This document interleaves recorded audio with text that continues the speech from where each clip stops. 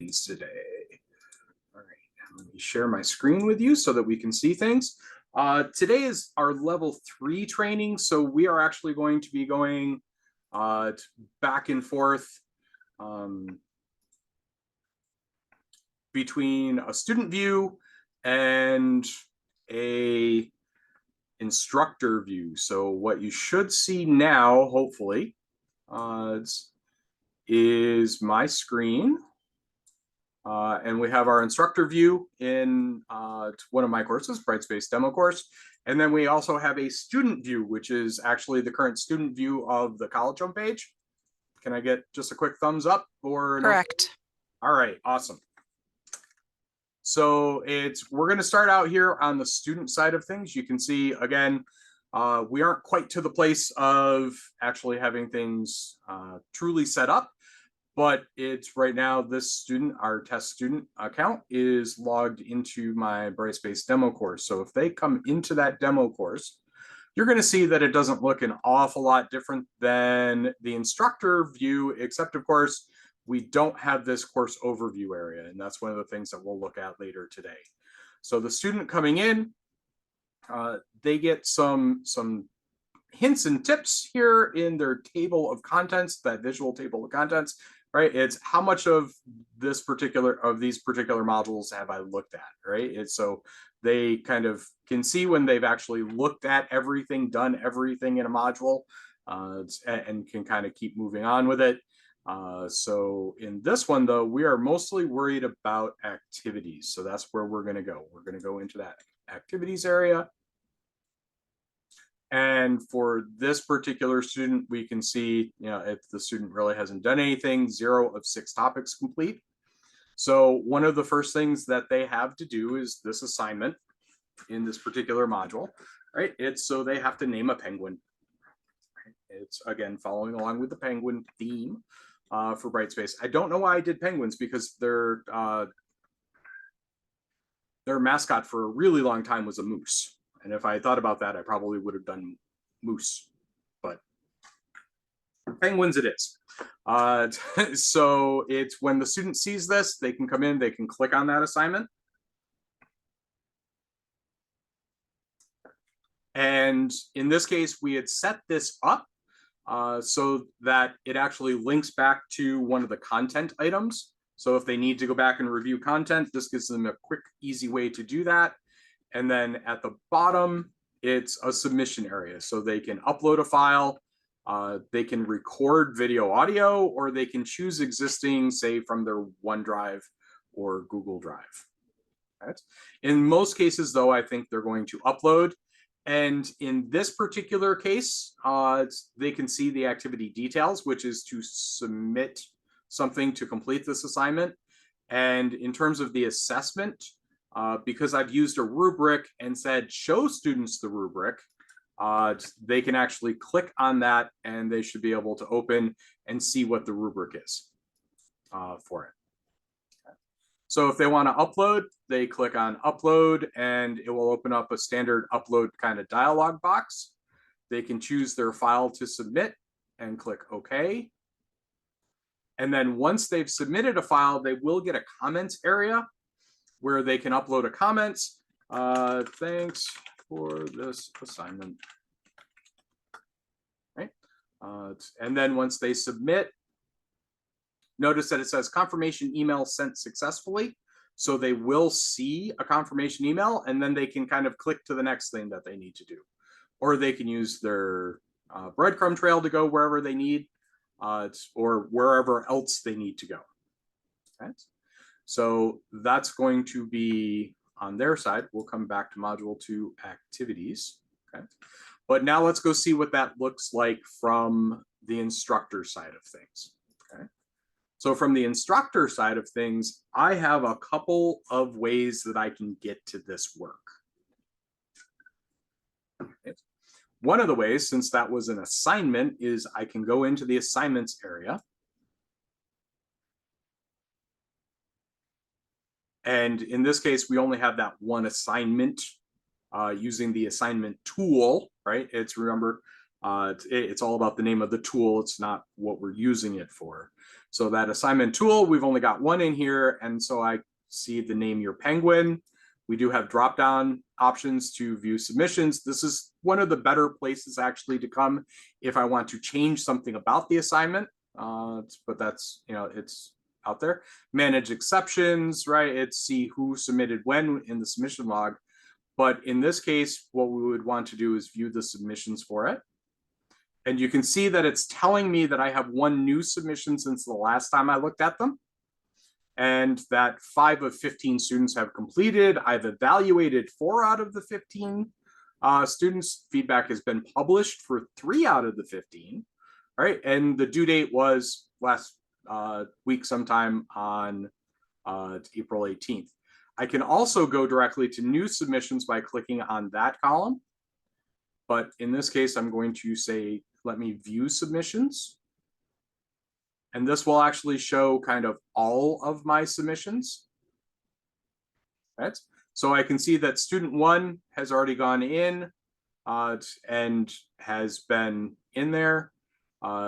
When they submitted it, how late it was in this case, because I used a due date that was something that nobody was going to submit by.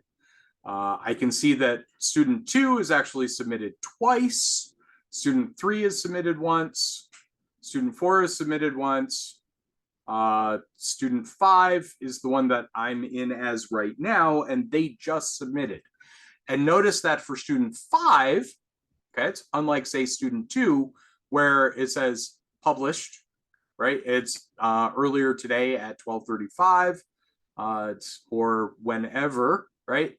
I actually have an evaluate link that I can actually do rather than a published link. So if I want to go back in, I can click on published, or I can click evaluate.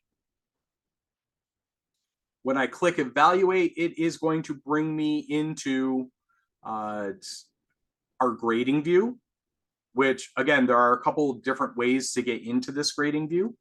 But for right now, notice that it tells me how late it is, if it's late at all, that it is unevaluated, okay? And I'm currently looking at the user submissions. So I can see which one, if there happen to be more than one, or they will actually kind of link down, okay? So if I want to look at this particular submission, I would click on sample submission. And notice that it pops up for me, very similar to Blackboard now. Okay. And it's whatever they have, so Word document. I can zoom in, right, to make it a little bit easier for me to read. Okay. It's down through, this is just lorem ipsum text. Don't bother what the text actually is. But in this case, I can do some things. I can change the page layout. I can switch between pages. I can go into different thumbnail views. But probably one of the important things is that I may actually have a different icon over here that says go into annotate mode. But I can actually see here drawing, freeform highlight, text highlighter. So if I want to highlight something, I can highlight. I can draw, right? So if I need to draw on something, so this pairs really well with touchscreen laptops, right? It's kind of sort of thing. If I want to make a note, I can add a note someplace, and that will just show up after I go ahead and close that. And then that little comment just kind of sits wherever it is that I want to put it. And so when a student wants to look at one of those, they kind of, highlight over it, or they can click on it to open it up. And I can put a text box someplace. So text box. So we have all those basic annotation tools, same sort of thing that we have in Blackboard right now. It's not terribly different.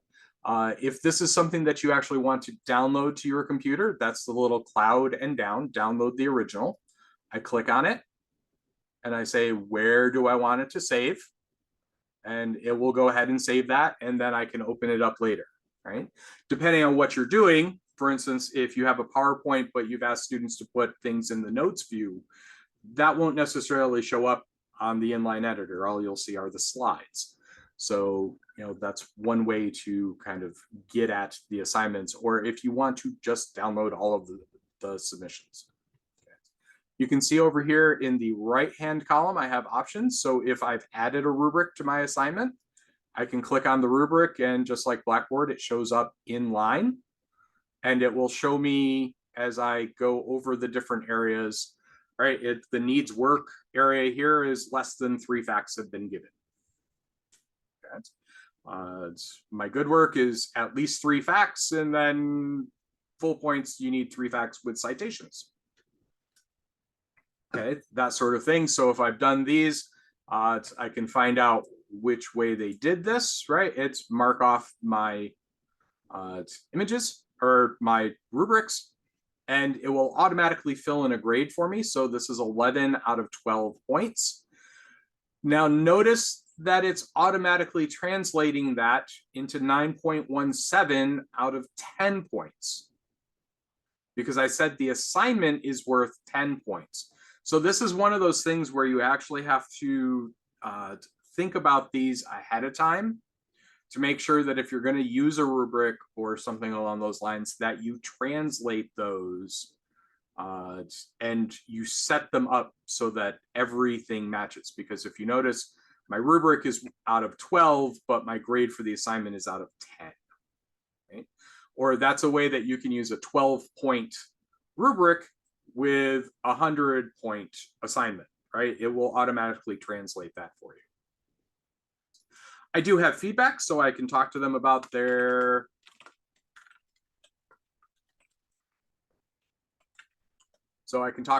work. I have a text editor. Again, I can expand that out to see my full text editor. There will be this plus sign, which will have kind of a subdivision of insert, of the insert menu that we normally see when we have a wider area. Equations, tables, and very importantly, insert stuff. Okay.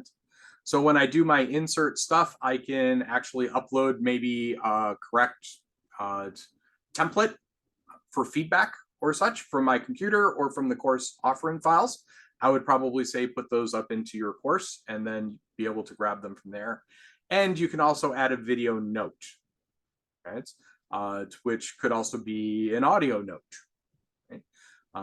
And if you are going to use, do want to record audio or video, please use this plus sign and insert stuff to insert your note, and we'll see why in a second.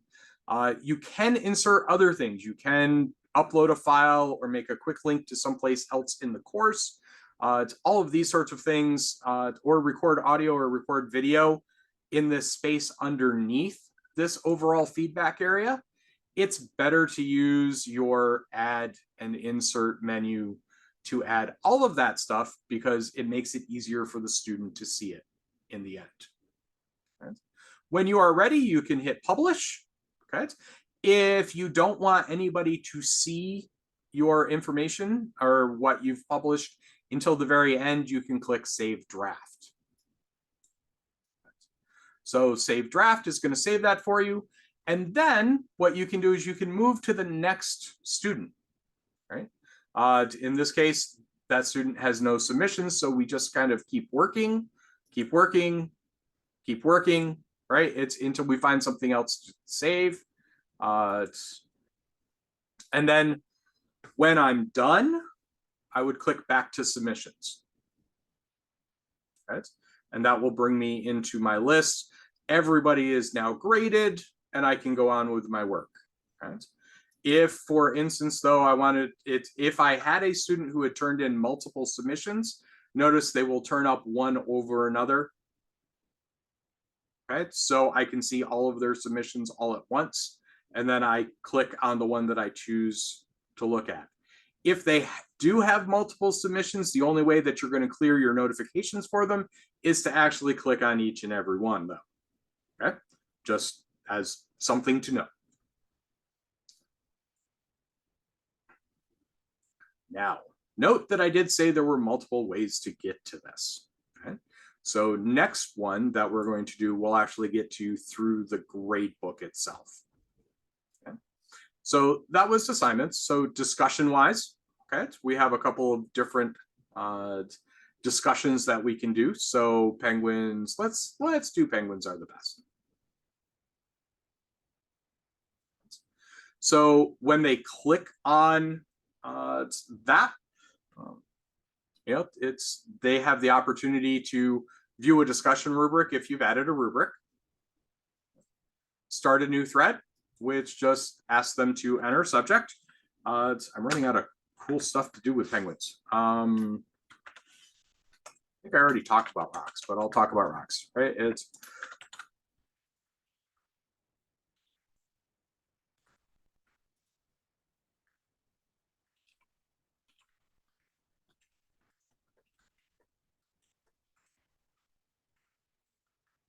right.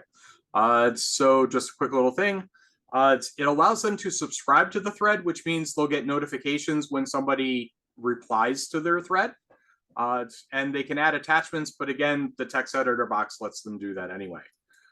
So they can post that. If they come back in and they want to read somebody else's, they can click into their thread and reply to it. And never thought of that.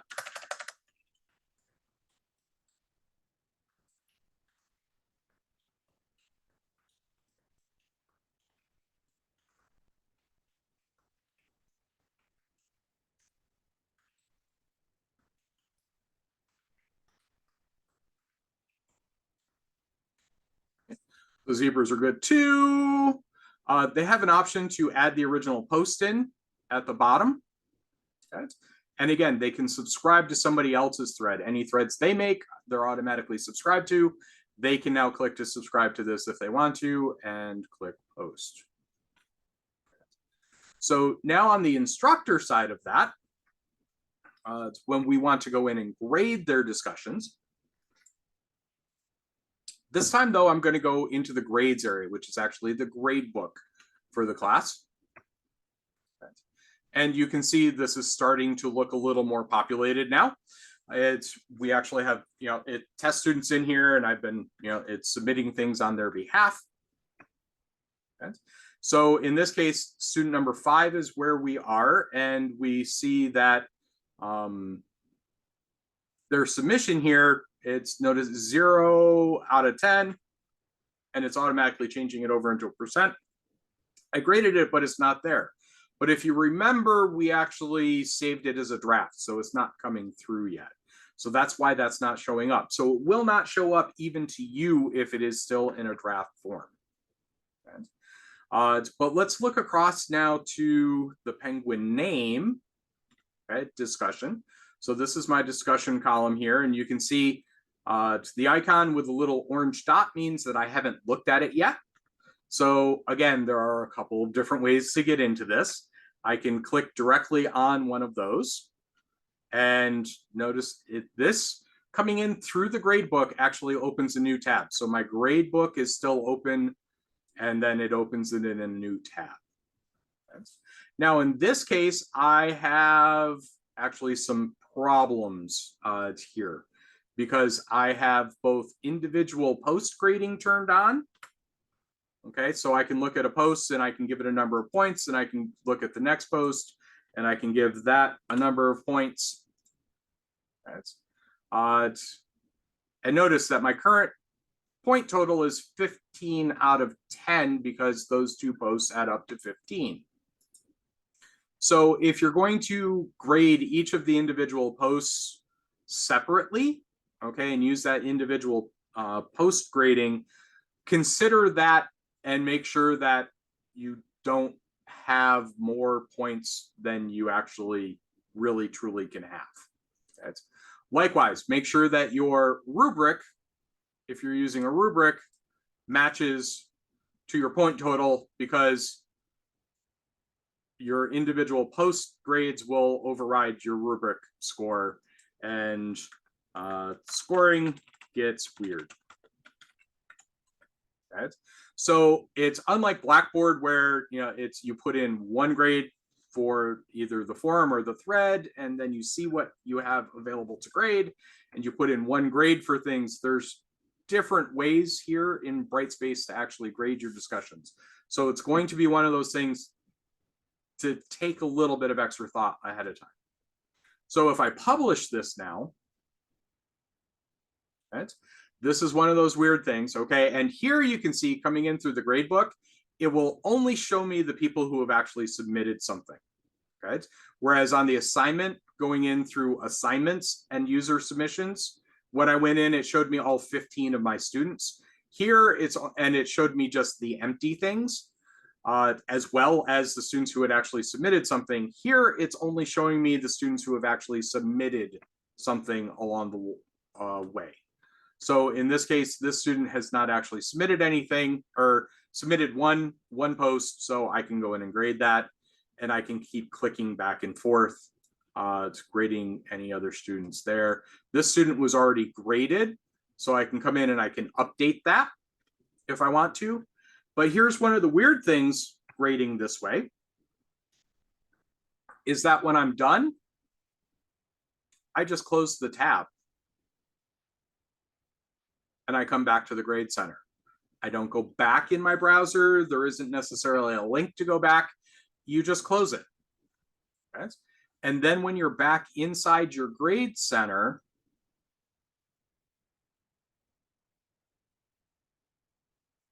we should have a link here, and we don't have a link. That disturbs me a little bit. So I'm going to click on grades again and try to figure out what went wrong. Okay, I'm not sure what went wrong. Oh, it's probably the way that I got there, I think, because I clicked on this first. That's why. But you can see now, test user 5 has been graded. The little orange dot is gone. Anybody remember what their grade was when I looked at the evaluation? It was a 15 out of 10. But notice that it has cut it back to the maximum number of points, 10 out of 10. So it's, again, and I haven't had a chance to figure out how to say, no, you can go higher yet. So that's one of the things that I still have to figure out to help you with. So if one of you happens to figure it out first, let me know. Dean, is there an easy way if you have a discussion and you require them to respond to 2 other people? Is there an easy way to grade that they actually responded to 2 other people? I know it shows on their thing, but do you have to go to each post and each student and then see if they responded on their discussion themselves, or how does that work? Nope. So let's go back in kind of the other way from the grade book. It's really quickly here. So it's up on the column name. I can also go into enter grades. Okay. And when I do that, I will pull up here and I will get kind of the list of who has done what again.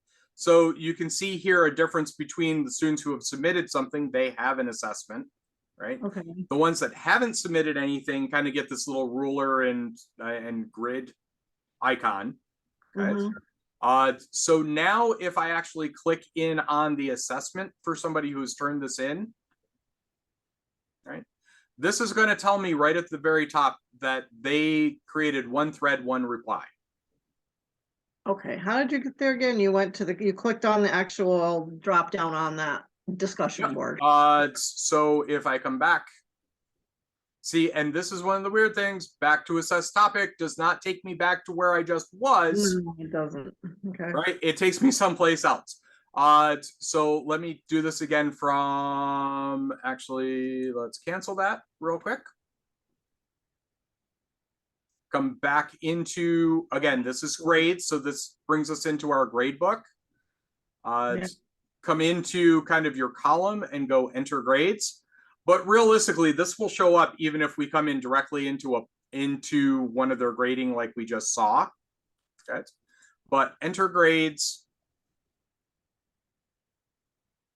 And then click on an assessment. You know, okay. It's one of the icons here that shows that they made some sort of reply here. Okay. So once I get into the grading view, it will tell me how many threads and how many replies they have in that area. Okay. So in this case, I know they made one post and then they replied to the thread, I like how they swim. Okay. Right? So once they reply to a thread, it will show up here. So if you wanted them to reply to two different students, you would be looking for at least one thread that they created, which won't have a reply icon on it. And Okay. then you're looking for at least two different replied in thread somethings. Okay. Okay. Yeah. Does that make sense? Makes sense. Okay.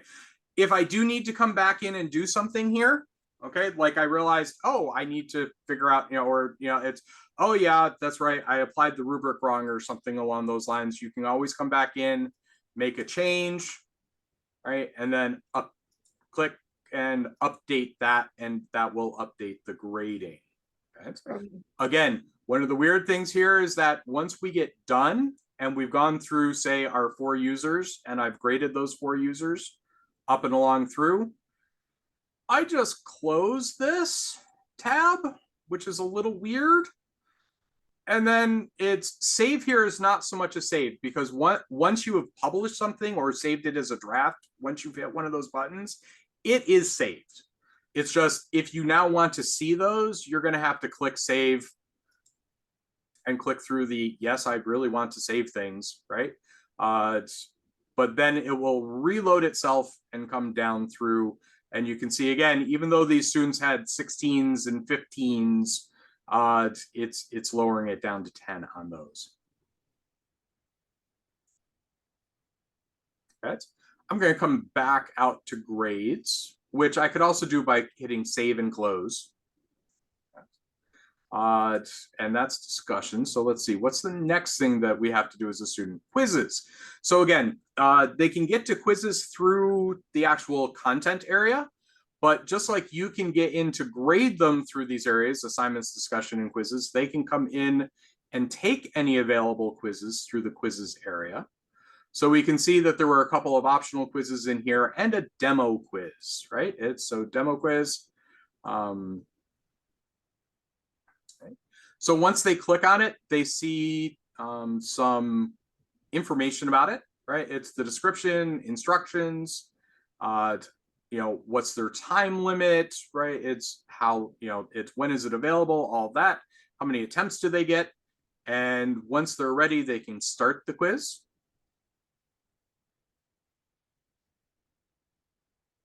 Once they start the quiz, they can notice page 1, 2, 3. I don't know why we have 3 pages, but that's okay. I think that's actually just 3. On page 1 are questions 1, 2, and 3. That's what it is. So which question, and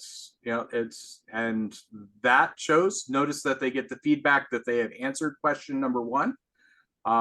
So we are going to gather our ingredients. We're going to mix the dries. We're going to mix the wets. We're going to mix the wet and dry. We're going to bake, and then we're going to cool them down. All right. Question number 3, which was a former final exam topic. It's zombie apocalypse, but you find a whole bunch of renewable energy. Which one do you use? So they write their answer. They can upload a file if they want to. But again, once everything is done, they can submit the quiz.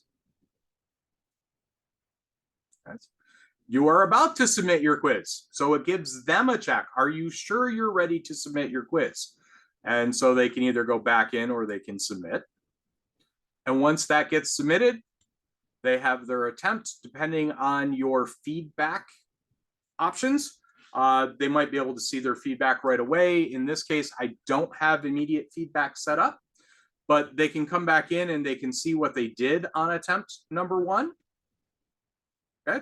Which again, I'm not letting them see anything yet. So they say that and they go, okay, fine. He's, not letting me see anything. So I'll go work on my next thing.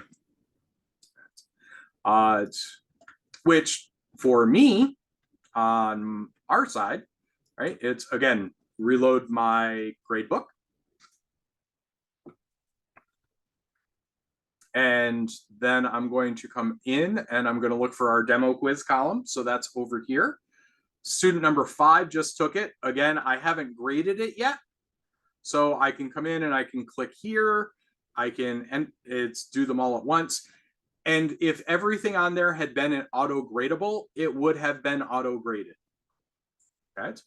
But if I'm just interested in just this one student, I can click on it. I'll get a little pop-up window, which starts me off at the completion summary. Okay.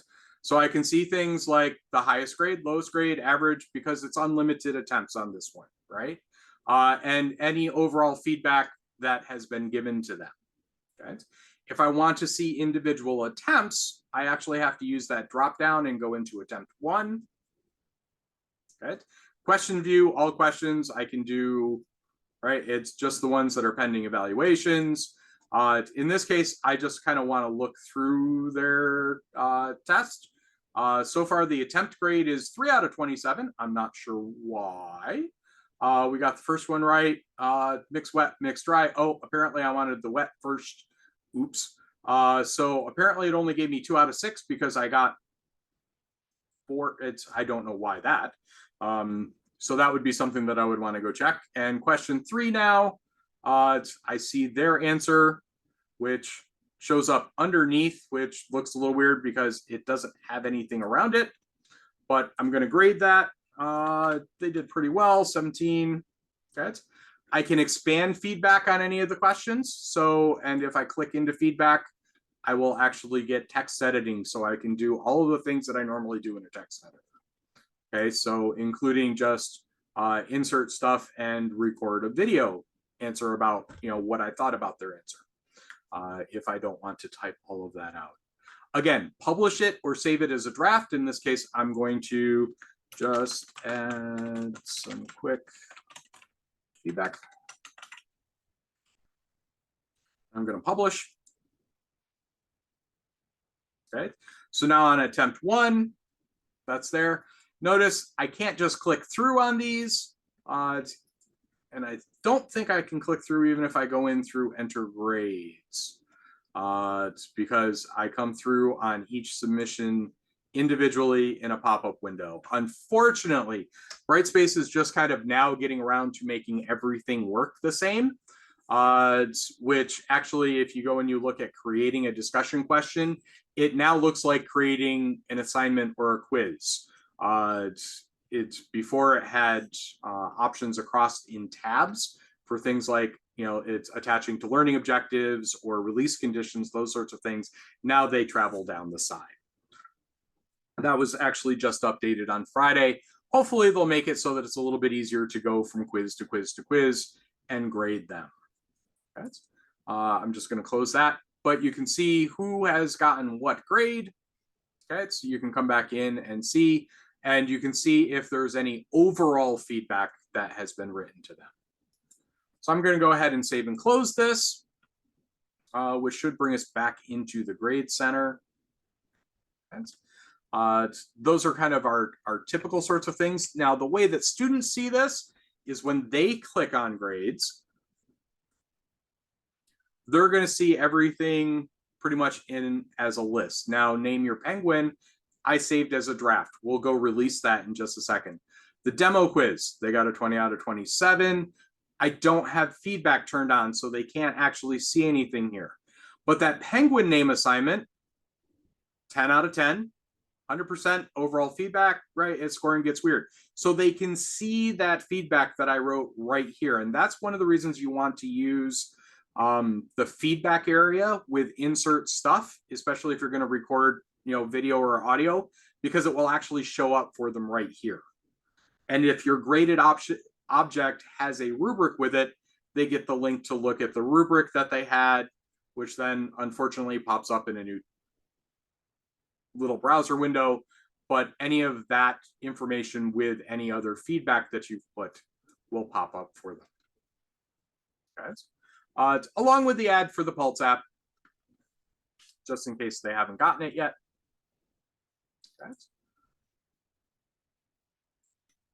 All right, let's move quickly through a couple of the ways that you can kind of keep up with what's going on in your course and communicating with your students. So, of course, one of the ways that we can communicate with students is through the built-in messaging. So, again, message alerts. And I can see, it's who has sent me things. Okay, so those are messages that have come in. Or I can look in my email area. And in the email area, it looks pretty much like an online email. Okay. So you can see here, I can compose a new message. I can create folders. Okay. To composing messages, right? It's who do I want to send it to? Now, if I happen to know, in this case, it's my students' names, I'll include student. I type student, and then it starts bringing me up all of the different students that I have in class. So with student in their name, rather. Okay. So in this case, I was just evaluating student number 5. So I wanted to reach out. It's missing assignments. All right.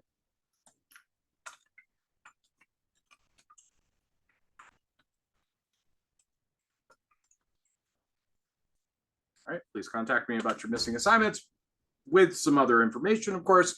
But priority normal, right? I can drop files, but again, I have my insert stuff area, so probably better just to do it up there.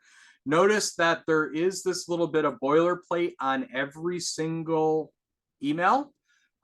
This is a notification. You've received a message in Brightspace, because this will not only be in their Brightspace messaging area, this will also go to their main email account. And the reason I say main email account is because whatever school they start with Brightspace with will be their quote unquote home school. Okay. So if they're taking classes here in Oswego and they started taking Brightspace courses at Oswego before us, then it's probably still going to go to their Oswego email. Okay. It's one of the things that we still have to figure out on the SUNY level, how we make sure that if they're no longer going to Oswego, they automatically get shifted over to us. But you can't reply out of your email system, right? So your emails will go into your email, or emails to you will show up in your email. So you don't have to come check, like you have to check Blackboard's private messages, right? These will show up and it'll be like, oh, I've got to go in and, it's help this student. But when you want to reply, you need to come back into Brightspace. Okay. So now when I come over for that student, I can see on their message alerts, right, that they just got a message from me. They can come in here and look at it.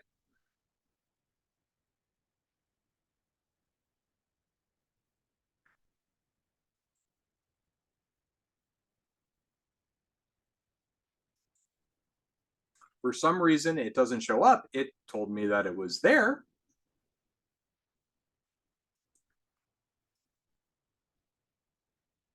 But it's not showing up. It should show up. I don't know why. It shows up on mine when it gets sent from the student. I think it's because of the test account and such. So this student, if I want to reply, I can just hit reply and that will open up an email back, right, with the message chain, right, still there, just like a normal reply. All right.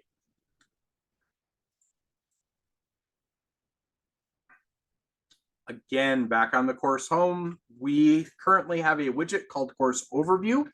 That is an instructor only widget. The student doesn't have that on their home page. Okay. Notice that's gone, and really notice it's gone and they go directly to the teacher profile. Okay. So you can see one person has visited this course today. Two people submitted a quiz. Okay. Which is okay. So you get a little bit of information about what's going on, not a whole lot. The class engagement area, though, will tell you other things. Now, when I'm logging in and impersonating my test students, it doesn't seem to actually count.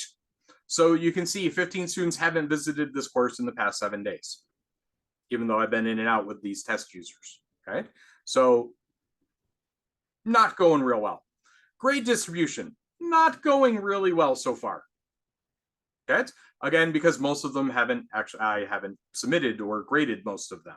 Okay, along through. Notice that you will be listed here, right? And your last visit was, it's so you can tell the last time you logged in as well. Student one, right? It's currently has an overall grade of 68%. And again, last visited is not actually kind of being registered. In my case, right, it's 5 hours ago. I can actually click on that. Oh, no progress available because I can't see the progress of other instructor users because I'm in this as an instructor. Right, but I've created one thread, no replies, right? It's student one has created 2 threads with 1 reply. So this is very close to our performance dashboard in Blackboard. It gives us mostly that same sort of information. Okay. If I click on a particular student's name, I will get into their class progress report, which shortcuts me into looking for class progress and then clicking on the student's name. So you can see what their current grade is. One of the neat things is you can also see if now they do everything perfect, what will their final grade be? What is their minimum final grade? So if they don't do anything else, what will their final grade be? That sort of thing. Objectives, learning outcomes, right? It's once we get learning outcomes in and you've started to associate assessments with them or content items with them, you will be able to see progress through on those, right? How much of the content have they gotten through? How many of the discussions have they participated in? In this case, post offered 3 in these 3 different forums, okay? And hey, look what their grades were.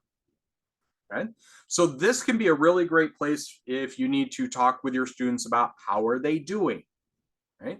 Well, let's take a look. What have you been doing? So, we've actually had 10 discussions so far, and you've only done 1 post in each of 3 of them.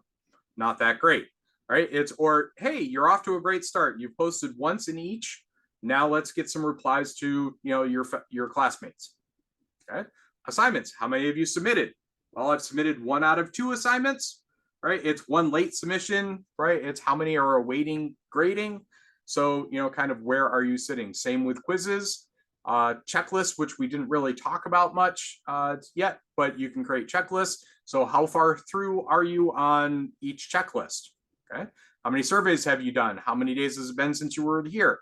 How often do you log in, right? Do you log in once a week? Right? And do everything in like one big long bunch, or do you log in every other day? Oh, look, you log in every day and you're here for about an hour every day. It's great job. Okay. And then system access, not this course, but overall system access. Okay, I see you're logging in every day, but you only come to this class on Mondays and Fridays. Okay. And so you're missing some things in between. Okay. So that's a course progress type area. Right? And that's the overall summary. You can go to any one of those areas using the quick links on the side. Right? I'm going to go back now because, again, we just went into a different area of the course. So this is the class engagement area. The other thing that we can do is click email class. Okay? And this will now automatically add everybody in the class as a blind carbon copy. And I can then send out an email to everyone. Okay. So that's one of the ways that we can do that. If I go back to the course home, again, that was in our course overview widget. That's class engagement. Course access, unfortunately, again, because it's not taking my impersonated student users as anyone, this really doesn't give me a whole lot of information. It kind of is telling me, hey, 1 person got in today, yay, right? But it will kind of tell you when people are logging in. So if there's, it's a big influx, it's over the weekend or maybe on Mondays. it will let you kind of see those sorts of patterns in your course. Okay. Lastly, tool access. This is kind of the course area. What are people spending their time on? So in this case, our really big area here is our content area, which makes sense, right? It's grades have been viewed 32 times, discussions have been viewed 49, right? Our other big area over here is the course homepage. Okay, kind of makes sense because that's where everybody enters on, right? So what's being kind of worked on when, right? Time span last 12 months, last 7 days, okay? Does it change over time? Okay. I don't think any of these are clickable. I haven't actually tried. And none of those, right? I can export those if I really want to dig into them a little bit more, but probably not. And again, the last place to look is the actual class progress. So the class progress is kind of where we ended up when we went to class engagement and clicked on a student's name. So in this case, I can kind of see the overview, right? How much content have people completed? It's how much are they getting on anything with the quiz tool, right? Their overall grades, so I can kind of see what they're doing in each kind of category and what the overall grade is looking like right now. And again, if I click on a student's name here, I will get their actual report. Okay. And again, I can actually, unlike Blackboard, I actually have print options for these. So, it's an advisee or a student can come and actually get a printout that is actually printable and usable for them. Right. Let me give a quick look here.